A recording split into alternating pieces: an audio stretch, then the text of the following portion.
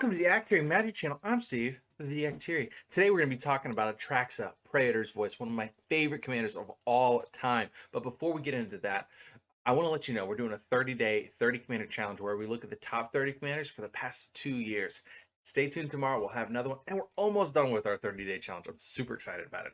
All right, let's look at her. She is beautiful, isn't she? She's a black, green, blue, and white. And the only reason why she doesn't have red is because the red Praetor decided to sit it out whenever the Mirrans came to attack. Let's look at that really quick.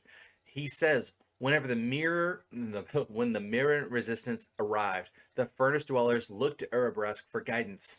His decree stunned the others. Let them be. He decided not to join the other Praetors in the war against the Mirrans. Yes! Erebrusk, come on back, buddy. All right, so let's talk about her. She's applying Vigilance, Death with Lifelink. 4/4. It says at the beginning of your end step, proliferate. If something has a counter, you can add another counter. Cool. Any permanent. Okay? If it already has that counter on it. So, our honorable mentions, these are all, if you want to go the creature 1/1 counter route, these are the kinds of creatures I encourage you to play. Herd Baloth is a 5-drop 4/4. Whenever it gets another 1/1 counter, you get a 4/4 green beast. Scurry Oak is a 3-drop. Whenever it gets another 1/1 counter, you get a 1/1 squirrel token. Those both go infinite with several other cards. Wildwood Scourge is disgusting too. It is a Hydra, so 1 green and X and 0/0 enters battlefield with X 1/1 counters on it.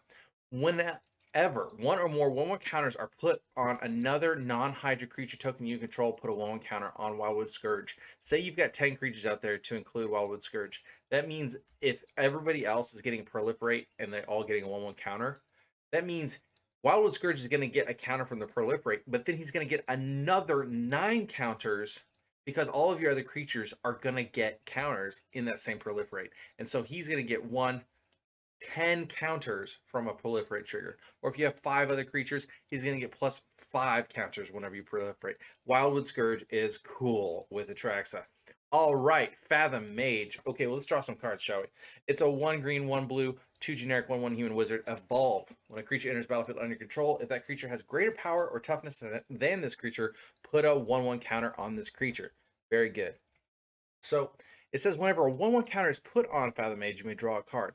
So you don't have to evolve her to get the draw. You just have to put another 1/1 counter on her. So you get the first 1/1 counter on there, and then if you start proliferating with Atraxa, you're going to draw more cards. Awesome. Armorcraft Judge is more of that creature-based 1/1 counters route, but I really love this card. I've seen a lot of use in it. It's a green, it's 3 generic, 3/3 Elf Artificer. When it enters battlefield, draw a card for each creature you control with a 1/1 counter on it. So if you're going that heavy 1/1 counter route, Armorcraft Judge just is so good. If you have any kind of search your library for a card, creature kind of effect, like a Green Sun Zenith or a, what do you call it? Oh, I forget the rest of them. But if you just put this one into play, you're going to just draw a bunch of cards, repopulate your hand, and keep moving along. All right, number 4 on our list, 4A. Okay, these are all mana-producing artifacts in the 4 slot.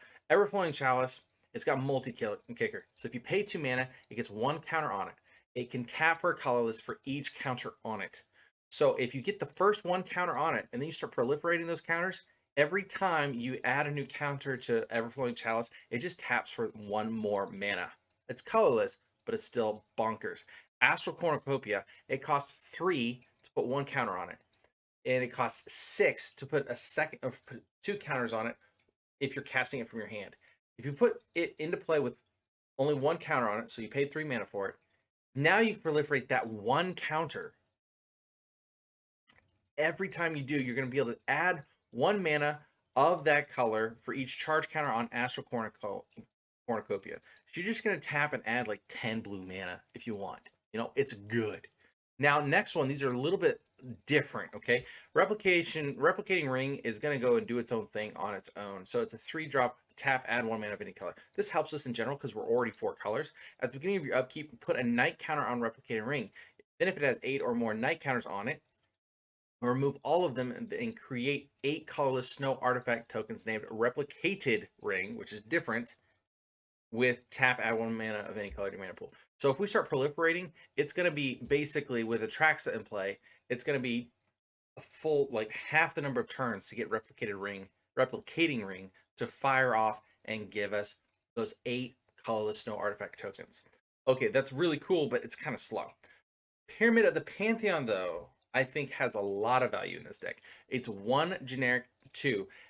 2 and tap, add 1 mana of any color to your mana pool, put a brick counter on Pyramid of the Pantheon. If you don't have Atraxa in play, you can just turn this on its own. It says tap, add 3 mana of any 1 color to your mana pool. Activate this ability only if there are 3 or more brick counters on Pyramid of the Pantheon. So you get the first counter on there, and it's really easy to do and worth it. You put the first counter on there, you let them proliferate 2 more times, and suddenly you've got an artifact that costs you like 1 mana to be able to tap for 3 of any color. These are great to include. They just kind of get like more powerful just sitting out there, and they're already helping us mana fix. All of these work great in Atraxa. All right, number 4C is Chromatic Lantern.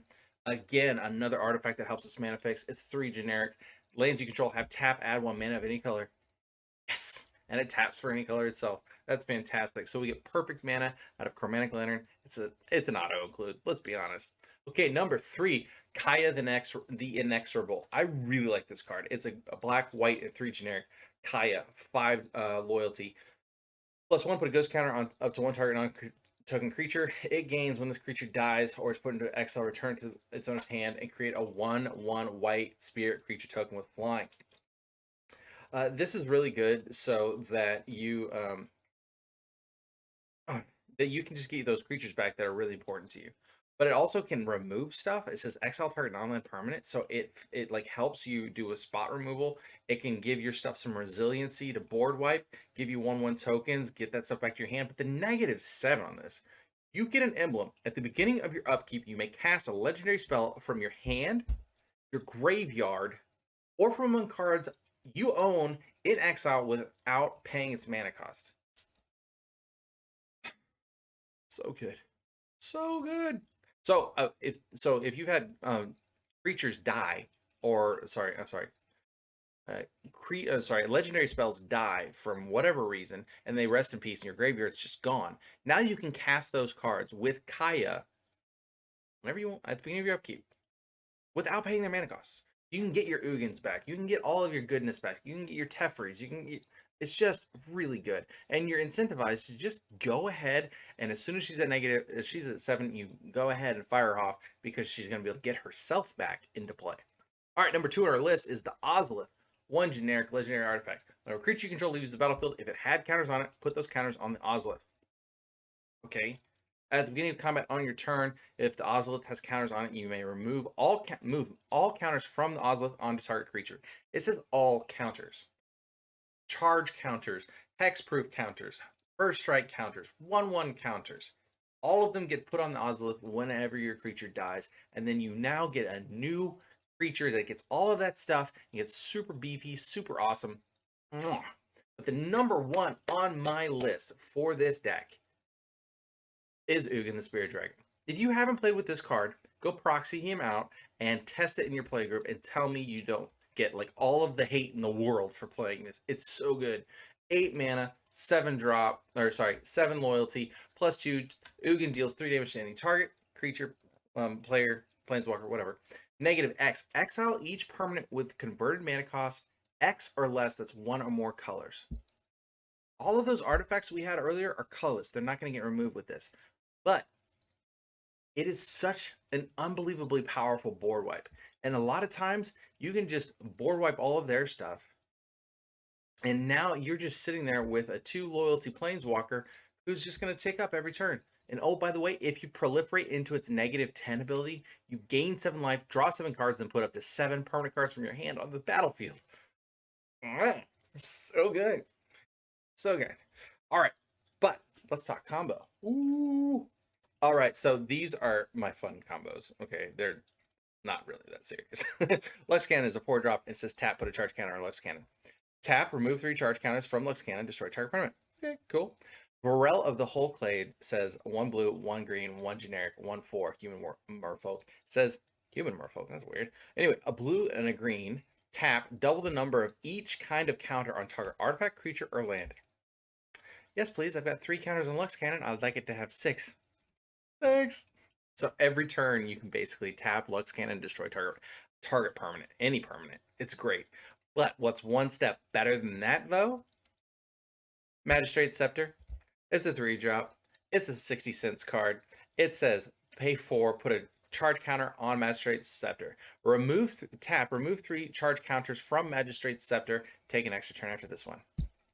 If you get it to 3 counters and you have a Varel, you're just gonna take infinite turns now.